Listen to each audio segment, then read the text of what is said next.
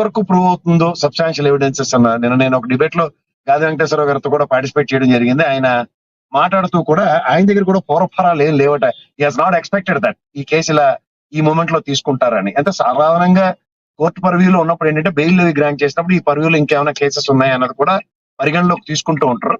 But when it comes to this particular case దీనికి అంత ఇది ఉండదు. నాకు తెలిసి 41A నోటీస్ ఇచ్చి తర్వాత దీని మీద విచారణ కంటిన్యూ చేస్తారు, కానీ దీన్ని అరెస్ట్ కి లీడ్ అయిపోయేంత ప్రాబ్లం అయితే నాకైతే కనబడట్లేదు దీంట్లో. ఎందుకంటే లాటరీ అనేది ఆ సందర్భం అంటే పెద్ద పండగ సందర్భంగా వేరే వేరే సంస్థలు ఏవో నిర్వర్తించవచ్చు. ఉదాహరణకి అంబటి రాంబాబు గారు చారిటీ ఏదైనా ఉండి ఆ ట్రస్ట్ స్పెసిఫిక్ గా ఇది కనుక ఇస్తే ఈయనకి కొంచెం పర్సనల్ కాన్సిక్వెన్సెస్ ఉంటాయి.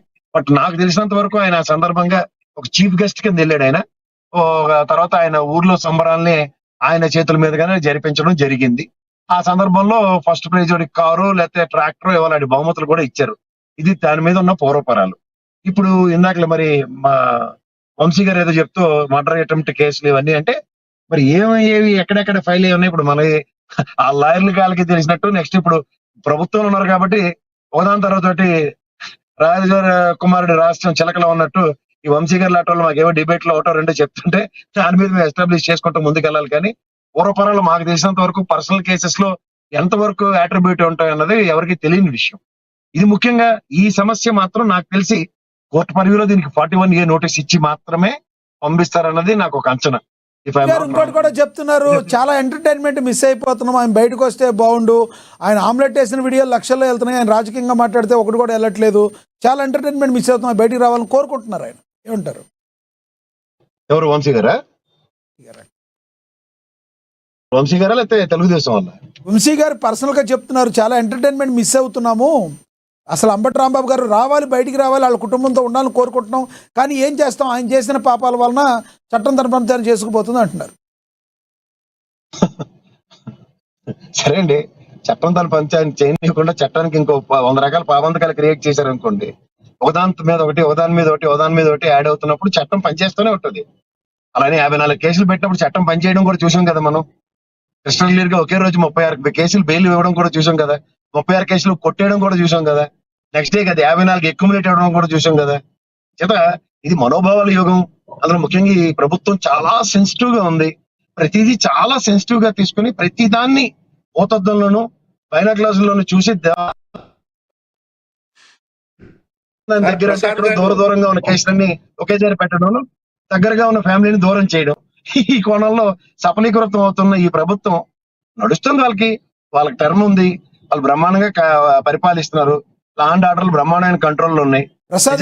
అంత అబ్యూజివ్ లాంగ్వేజ్ మాట్లాడిన ఎమ్మెల్యే గారి మీద కానీ ప్రసాద్ గారు మిమ్మల్ని ఏదో క్వశ్చన్ అడుగుతున్నారు, ఆయన వంశీ గారు ఏదో అడుగుతున్నారు, అడగమన్నారు సార్. కేఎస్ ప్రసాద్ గారు మీరు ఎక్కడికో వెళ్తా ఉన్నట్టున్నారు, దయచేసి పక్కన ఆగండి. మీరు వైసీపీకి చాలా అవసరం, అలా ప్రయాణం చేస్తా మీరు తెలంగాణలో ఉన్నారు కాబట్టి సరిపోయింది. అదే మా ఆంధ్రప్రదేశ్ లో అయితే అది క్రైమ్, ఎక్కడైనా క్రైమే, కానీ ఆంధ్రప్రదేశ్ లో ఇంకా పెద్ద క్రైమ్. దయచేసి పక్కన ఆగండి, మీ క్షేమం మాకు బాగా అవసరం, వైఎస్ఆర్సీకి మీలాంటి సలహాదారులు ఇంకా బాగా అవసరం కాబట్టి దయచేసి పక్కన ఆగండి, పక్కనాగి మాట్లాడండి దయచేసి. మీరు బాగుండాలి. మీరు డ్రైవింగ్ లో మైమర్చిపోయి మీరు వైఎస్ఆర్సీ గురించి చెప్పటం మైమర్చిపోయి ఎక్కడన్నా ఏదైనా గుద్దేస్తారని మా భయం. దయచేసి పక్కనాగి మాట్లాడండి. తెలంగాణలో కాబట్టి సరిపోయింది, ఆంధ్రప్రదేశ్ లో అయితే కనుక నా మీద అక్రమ కేసు పెట్టేశారు అని చెప్పి అనేవారు మీరు. దయచేసి వద్దు ఇట్లాంటివి, దయచేసి పక్కనాగి మాట్లాడండి. కేఎస్ ప్రసాద్ గారు చిన్నవాడిని, వయసులో చిన్నవాడిని, అనుభవంలో చిన్నవాడిని అయినా అప్పుడప్పుడు ఇట్లాంటివి తీసుకోవాలి. మంచి చెప్పినప్పుడు వినాలి. కేఎస్ ప్రసాద్ గారు ఇంకా ప్రయాణిస్తానే ఉన్నారు మీరు. ప్రసాద్ గారు వంశీ గారు అంటున్నారు తెలంగాణలో వేరే ప్రభుత్వం అని. తెలంగాణలో ఏ ప్రభుత్వం నడుస్తుందో మీకు తెలుసా? అంటే వాళ్ళ జూనియర్ ప్రభుత్వం నడుస్తుందండి, చంద్రబాబు శిష్యుడు ప్రభుత్వం. ఆంధ్రప్రదేశ్ లో అయితే మళ్ళీ మేము కేసు పెడితే అక్రమ కేసు అంటారు కదా. కేఎస్ ప్రసాద్ గారు నిర్లక్ష్యంగా వాహనం నడుపుతున్నారు, తప్పు అని మేము కేసు పెడితే ఆయన తీసుకున్నారు. మీరు చెప్పాక ఆగారు వంశీ గారు, మీరు చెప్పాక ఆగారు. ఎస్ ప్రసాద్ గారు, ప్రసాద్ గారు ఇప్పుడు చెప్పండి. ప్రసాద్ గారు కంటిన్యూ. ప్రసాద్ గారు అదేనండి, నాకు వంశీ గారికి నా మీద ఉన్న కన్సర్న్ కి చాలా థ్యాంక్స్. ఆయన చెప్పినట్టు నేను వైఎస్ఆర్సీపీకి సలహాదారుని కాదు, వైఎస్ఆర్సీపీ స్పోక్స్ పర్సన్ కూడా కాదు. అది అదేనండి, అదే చెప్తున్నాం కదా. ఇప్పుడు మీరు కేసులు బెటర్ దాని గురించి మాట్లాడుతున్నాం.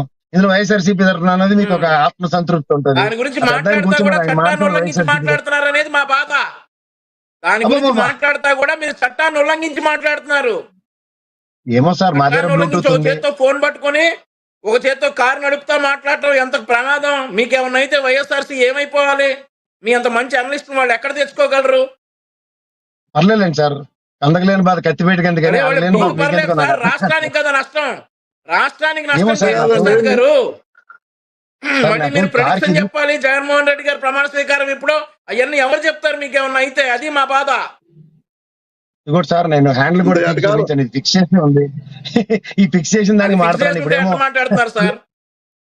నేను హ్యాపీ మాట్లాడుతాను కదా, వంశీ గారు ఆయన హ్యాపీ మాట్లాడుతున్నారు, టాపిక్ లో మాట్లాడినవ్వండి. లైవ్ లో మీకు Okay. కన్సర్న్ ఉందన్నప్పుడు Okay. నేను- Yes. నేను కూడా ప్రికాషన్స్ ఉన్నాయి లేదు చెప్పాలి కదా నేను. ఎస్ ప్రసాద్ గారు మాట్లాడండి, మీరు మాట్లాడండి. ఇప్పుడు నేను అంటుంది ఏంటంటే, ఈ అంబటి రాంబాబు గారి కేసులు ఇవి, ఎన్ని కేసులు ఉన్నాయో ఏం కేసులు ఉన్నాయో వంశీ గారు అవదాన తర్వాత తోటి ఏదో డైలీ సీరియల్ లో రివీల్ చేస్తేనే కానీ మాకు తెలిసే పరిస్థితి లేదు. ఆయన అంటే మేము తెలంగాణలో ఉన్నాం, మేము క్రానికల్ ఆర్డర్ లో లా కేసెస్ ఏమేమి ఉన్నాయో అన్ని చూసుకుంటే ఈ 56కి సంబంధించిన పీటీ వారెంట్లు మేము ఫాలో అవ్వగలిగాం. కానీ ఈ సర్ప్రైజింగ్ ఎలిమెంట్ 2023ది ఆ పెద్ద పండగ సందర్భంగా గాది వెంకటేశ్వరరావు గారి కేసు మేము ఫాలో అవ్వలేకపోయాం. ఇవాళ ఇప్పుడు ఇంకోటి ఏదో సస్పెన్స్ క్రైమ్ థ్రిల్లర్ లాగా మర్డర్ అటెంప్ట్ కేసు కూడా వాడు చెప్తున్నారు ఆయన. అది ఏ సంవత్సరం ఏదో కూడా దాని పూర్వపరాలు మేము వెతకాలి. మేము కూడా ఇక్కడ ఆస్ కవిత్వం చెప్పినట్టు కొన్ని చెప్పలేము మేము కూడా. సో ఎందుకంటే ఆస్ కవిత్వం చెప్పినంత ఈజీగా వాళ్ళ మీద కేసులు పెట్టగలిగే సామర్థ్యం ఈ ప్రభుత్వానికి ఉన్నప్పుడు చెప్పిన సిచ్యువేషన్స్ ఎట్లా డిమాండ్ చేస్తాయి అన్న దాని మీద ఈ ప్రభుత్వం తన పనితీరుని తను తాను ప్రక్షాళించుకునే దగ్గర లా అండ్ ఆర్డర్ విషయంలో నిజంగా తీవ్ర ఆక్షేపణీయమైన ఆ అంబటి రాంబాబు గారి మాటకి ఆయన సారీ చెప్పినా, ఆ పదాన్ని విరమించుకున్న కేసు చట్టం దాని పని అది చేసింది వంశీ గారు చెప్పినట్టు. But in the same scenario ఒక గ్రంథాలయ కమిటీ చైర్మన్ గారు కానీ ఒక స్థానిక ఎమ్మెల్యే గారు కానీ అదే విధమైన పరిభాషని మాట్లాడినప్పుడు ఏమని మనం దాని మీద ప్రతిస్పందించాలి? అప్పుడు చట్టం ఏమైంది అన్నది నేను కూడా ప్రశ్నించవలసి. కానీ అన్ఫార్చునేట్లీ ఆడపిల్లలు కాబట్టి ఒక డిఫరెంట్ చట్టం ఏమైనా వర్తిస్తుందో నాకైతే అర్థం కాలేదు. What ever it may be, end of the day ఈ లీగల్ కాన్సిక్వెన్సెస్ ఎవరు అతిథులు కాదు, ఎవరైనా సరే దాన్ని ఫేస్ Yes, ప్రసాద్ గారు ఇంకొక మాట కూడా అడగాలి మిమ్మల్ని. ప్రసాద్ గారు ఇంకోటి కూడా అడగాలి మిమ్మల్ని. నిన్న అసెంబ్లీకి రావడం జరిగింది. జగన్మోహన్ రెడ్డి గారు గవర్నర్ గారు ప్రసంగం స్టార్ట్ అయిన తర్వాత వాళ్ళ ఎమ్మెల్యేలు అందరూ కూడా మరి కొంత అసహనాన్ని వ్యక్తం చేయడం జరిగింది. 11 నిమిషాలు వీడారు అసెంబ్లీని. అయితే ఆ తర్వాత ఎన్డీఏ సభాపక్షంలో మాట్లాడిన తర్వాత ఉప ముఖ్యమంత్రి పవన్ కళ్యాణ్ గారు, చంద్రబాబు గారు మాట్లాడిన తర్వాత పవన్ కళ్యాణ్ గారు అయితే మాట్లాడారు. ఏమన్నారంటే, ఈ కులాల మతాల మధ్య చిచ్చు పెడితే ప్రయత్నం చేస్తుంది, మనం విడిపోయే ప్రయత్నం, విడగొట్టాలని ప్రయత్నం చేస్తుంది వైసీపీ, చాలా దారుణంగా ఉన్నారని మాట్లాడారు. ఏమంటారు మీరు? సార్ ఒకటి గుర్తుంచుకోండి, ఇక్కడ ఉన్న ఈ ప్యానల్ మెంబర్స్ అందరికీ కూడా మాకు ఫ్రెండ్స్ ఉంటారు, ఎవరికైనా మీకు కూడా ఉంటారు. నేను వంశీ కూడా ఎప్పుడు ఏదో ఈ డిబేట్ లో జుట్లు పీక్కున్న ఉదంతాలు ఉన్నాయి, కానీ వ్యక్తిగతంగా ఆయన నేను కలిసినప్పుడు ఓ సూర్యోద్భవ వాతావరణం ఉంటుంది మా ఇద్దరికి తప్ప ఏదో మాకు పొలం గట్లు తగ్గు ఉన్నట్టు ఎప్పుడు ఉండదు. ఇది వాస్తవం. అట్లాగే ఈ రోజు రాజకీయాల్లో కులాల్ని మతాలని రెచ్చగొట్టి రాజకీయం చేద్దాం అన్నప్పుడు ఈ ఎలక్షన్ అయిపోయింది సార్. నెక్స్ట్ ఎలక్షన్ రిజల్ట్స్ ఏముంటాయి అన్న దాన్ని చూడాలి. మనం ఉత్తరప్రదేశ్, బీహార్ ఇలాంటి ప్రాంతాల్లో మనం చూస్తూ ఉంటాం కుల ప్రాతిపదిక మీద, మత ప్రాతిపదిక మీద జరిగే elections. But where it comes to Andhra Pradesh అన్న దగ్గర ఈసారి దాన్ని తట్టి లేపారు. ముఖ్యంగా మతపరంగా ఈ లడ్డు వివాదం అన్నది ఎప్పుడు సమొస్తుందో నాకైతే అర్థం కావట్లేదు. ఆ దేవదేవుడి సన్నిధిలో దానికి ఉపశమనం అన్నది వచ్చేదాకా. ఎందుకంటే వాళ్ళ చట్టాలకి కూడా మనం గౌరవిస్తున్నావా లేదా అన్నది ఒక పెద్ద ప్రశ్నగా మిగులుతుంది.